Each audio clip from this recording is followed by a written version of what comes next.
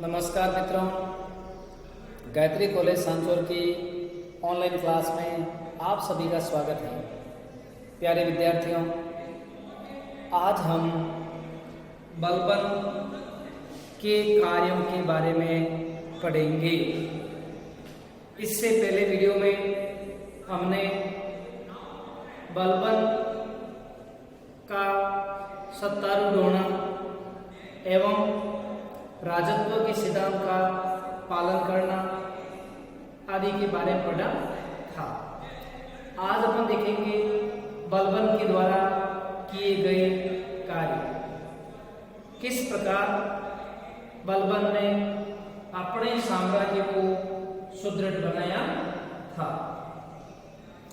क्योंकि अन्य सुल्तानों की भांति बलबन का भी मानना था कि एक सुदृढ़ साम्राज्य को स्थापित करने के लिए उन्हें सबसे पहले विभागों में योग्य अधिकारियों की नियुक्ति करनी होगी और अधिकारी सुल्तान के आदेश का पालन करें, जनता तक जो आदेश है उस आदेश को लागू करवाएं और कार्यों का संपादन है वो कर सकते। बलबन ने प्रांतीय सूबेदारों पर भी कठोर नियंत्रण स्थापित किया, क्योंकि प्रांतीय सूबेदार हैं वे अपनी स्वतंत्रता की घोषणा कई बार विद्रोह करके कर देते थे, जो केंद्रीय प्रशासन को कमजोर करता था। इसलिए उन्होंने सूबेदारों के रूप में अपने चहेते योग्य व निष्ठावान व्यक्तियों को नियुक्त किया था। इसी तरह उन्होंने वजीर, आरिज ए मुमालिक, दीवान ए इंसा, दीवान ए रसाला जैसे जो महत्वपूर्ण विभाग थे, उन विभागों में योग्य व्यक्तियों की नियुक्ति की थी, ताकि योग्य व्यक्ति रहेंगे तो प्रशासन अच्छे तरीके से संचालित किया जा सकेगा। बलबन के काल में किसी भी अमीर को, मंत्री को अनुमति नहीं थी कि वह सुल्तान की आज्ञा के बिना कोई नया कार्य है वो कर सके। बलबन ने प्रशासनिक नियंत्रण व सुधार में भी राजत्व के सिद्धांत को महत्व प्रदान किया था। वह हिंदुओं के प्रति पक्षपाती रहा था। इस कारण से महत्वपूर्ण पदों पर हिंदुओं को नहीं पद स्थापित किया गया था। ठीक है, अब बलबन से पहले सेना कमजोर हो चुकी थी और अराजकता के माहौल में सेना संगठित नहीं थी। सेना में क्या था, कई ऐसे व्यक्ति बैठे थे जिनकी उम्र ढल चुकी थी या अपनी जगह किसी दूसरे को सेना में भेज दिया एवं पूर्व में उनके पूर्वजों द्वारा सेना में नौकरी की गई और उसके बदले वे जागीरी क्षेत्रों का उपयोग करते थे और अपना आरामदायक जीवन यापन करते थे। बलबन के काल में सेना कमजोर थी, प्रशिक्षण नहीं था, अस्त्र शस्त्रों की कमी थी। इसलिए बलबन ने सेना के पुनर्गठन का कार्य भी है वो किया था। बलबन का मानना था कि मजबूत सेना होगी तो बलबन भी मजबूती के साथ अपने साम्राज्य की सुरक्षा कर सकेगा। एवं वास्तव में जो योग्य है उसे सुविधा मिलनी चाहिए, लेकिन जो अयोग्य है और वो अपने पूर्वजों की सेवा के बदले मोटा मुनाफा कमा रहे हैं तो उन्हें जागीरी से मुक्त भी किया जाना चाहिए। इसलिए उन्होंने सेना को मजबूत करने के लिए आरिज-ए-मुमालिक विभाग को मजबूत किया, योग्य, अनुशासित, प्रशिक्षित अधिकारियों की नियुक्ति की एवं उसके बाद उन्होंने जो व्यक्ति सेना में कमजोर हो गए थे, निर्बल हो गए थे, युद्ध करने की क्षमता नहीं बची थी, ऐसे व्यक्तियों को सेवानिवृत्ति देकर वजीफा दे दिया गया। क्या दे दिया गया? वजीफा। वजीफे का मतलब है कि उनकी जमींदारी को छीनकर उसकी जगह उनके जीवन यापन के लिए उनको कुछ सुविधाएं प्रदान की गई थी। दूसरे वर्ग में उन लोग सिपाहियों को रखा था जो सेवा के योग्य थे और उनके लिए योग्यता अनुसार वेतन भी तय किया था। क्यों? क्योंकि योग्य व्यक्ति होगा, योग्य वेतन मिलेगा तो वह श्रेष्ठ कार्य है वो कर सकता है। सेना में तीसरा वर्ग था आश्रित। आश्रित का मतलब था कि मृतक सैनिकों के आश्रित, जिनके पास पूर्व में दिए गए जागीरी काम थे और उसका वे आज भी उपयोग है वो कर रहे थे। बलबन ने उनकी जागीरी को छीन लिया और उन्हें खालसा घोषित कर दिया। जागीरी और खालसा तो समझते होंगे। खालसा का मतलब है ऐसी भूमि जिस पर सीधा ही नियंत्रण सुल्तान का हो, जो केंद्रीय व्यवस्था में आते हो। जागीर भूमि का मतलब होता था ऐसी भूमि या गांव जिसे उन्होंने अपने अधीनस्थ मंत्रियों व अमीरों को सेवा के बदले सुपुर्द किए थे और वहां से करों की वसूली, शासन व्यवस्था आदि वे ही संभालते थे और नियमानुसार कार्य वो सुल्तान तक पहुंचाने का कार्य है वो करते थे। तो इस तरह तीनों वर्गों में विभक्त किया। लेकिन बाद में जब आश्रितों ने दिल्ली के कोतवाल फखरुद्दीन के माध्यम से बलबन के पास बात पहुंचाई कि सुल्तान के इस आदेश से हमारे भूखे मरने की नौबत आ जाएगी, तो उन्होंने वापस उनकी जागीरी भूमि को है वो दे दिया। इसके अलावा उसने अपने सैनिकों का पूरा विवरण रखना शुरू कर दिया, क्योंकि विवरण के अभाव में उनको पता नहीं चल पाता था कि उनके पास कितने सिपाही हैं, कितनी क्या स्थिति है, कितने संसाधन चाहिए।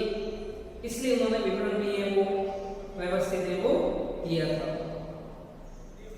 इस तरह उन्होंने सेना का है वो पुनर्गठन किया। फिर अपन देखते हैं न्याय व्यवस्था।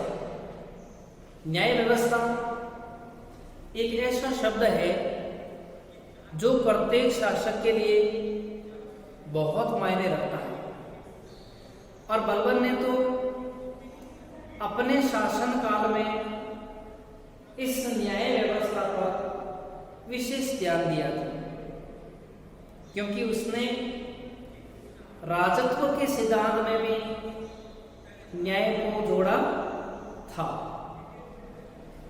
बलबन ने निष्पक्ष न्याय व्यवस्था स्थापित की, जिसमें भले ही कोई अपना ही क्यों न हो, कुछ पदाधिकारी क्यों न हो, लेकिन दोषी होने पर उसे भी सजा देने का प्रावधान किया गया था। उस समय में कुछ ऐसे उदाहरण मिलते हैं जो बलबन की न्यायप्रियता को दर्शाते हैं। जैसे जब बदायूं के सूबेदार मलिक बकबक ने अपने नौकर को मरवा दिया और नौकर की विधवा द्वारा जब बलबन के सामने फरियाद की गई, न्याय मांगा गया, तो बलबन ने निष्पक्ष न्याय देते हुए मलिक बकबक को विधवा के सामने कोड़ों से पीट पीट कर मार दिया। अर्थात उस समय में उन्होंने जो कठोर न्याय व्यवस्था, दंड व्यवस्था थी, उसका पालन किया, हिचकिचाहट नहीं की। बदायूं के सूबेदार बकबक होते हुए भी एक सामान्य नौकर की विधवा को भी उन्होंने न्याय प्रदान है वो किया था। इसी तरह से अवध के सूबेदार हेबत खान, जिन्होंने नशे में एक व्यक्ति को मार डाला, और जब उसकी विधवा ने भी बलबन से फरियाद मांगी, तो उन्होंने हेबत खान को 500 कोड़े लगाने का आदेश दिया। अवध के सूबेदार के द्वारा, हेबत खान द्वारा, जब एक व्यक्ति की नशे में मृत्यु कर दी, हत्या कर दी, तो उसकी विधवा को न्याय देते हुए हेबत खान को 500 कोड़े लगवाने का आदेश वो दे दिया। इसी तरह बंगाल के अमीर तुगरिल खान द्वारा जब विद्रोह कर दिया गया और उसका दमन करने के लिए उन्होंने अमीर खान नामक व्यक्ति को भेजा, लेकिन अमीर खान उन्हें न्याय नहीं दे पाया, तुगरिल को पराजित नहीं कर पाया। तो ऐसी स्थिति में न्याय व्यवस्था के तहत अमीर खान को भी फांसी की सजा है वो दे दी गई। इससे हम समझ सकते हैं कि उसने न्याय व्यवस्था को निष्पक्ष बनाने की कोशिश है वो की थी।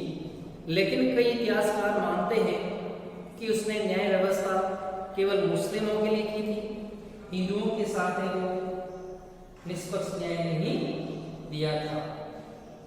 अब आगे बात आती है गुप्तचर व्यवस्था। देखिए, किसी भी साम्राज्य के लिए उसके अंदरूनी मामलों को गुप्त रूप से जानने के लिए गुप्तचर की आवश्यकता होती है। किसी भी राज्य की गुप्तचर प्रणाली जितनी मजबूत होगी, वह साम्राज्य उतना ही मजबूत और सुव्यवस्थित होगा। विद्रोह समय से पहले ही रोक दी जाएगी। इसलिए बलबन ने भी अपने साम्राज्य की हर छोटी बड़ी जानकारियां प्राप्त करने के लिए कठोर गुप्तचर व्यवस्था अपनाई थी।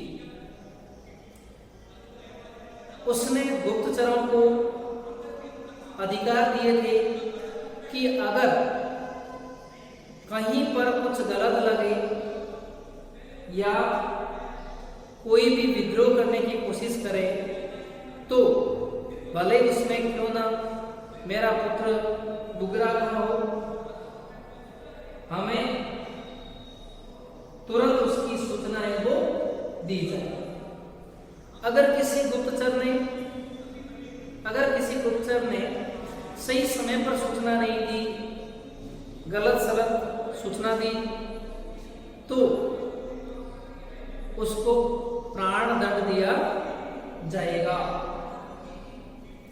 और इस गुप्तचर व्यवस्था में नियुक्त व्यक्ति जो होते थे उन्हें एक योग्यता के साथ, गुप्तचर की जो योग्यता होती है उस योग्यता के साथ नियुक्त किया जाता था।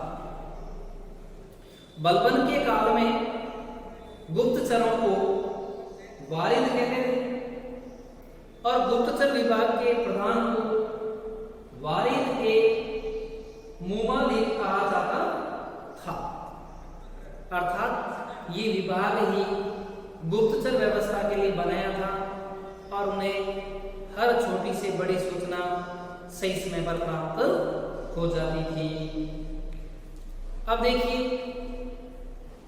इसके बाद है वित्तीय व्यवस्था को सुदृढ़ करना। देखिए लगातार युद्ध,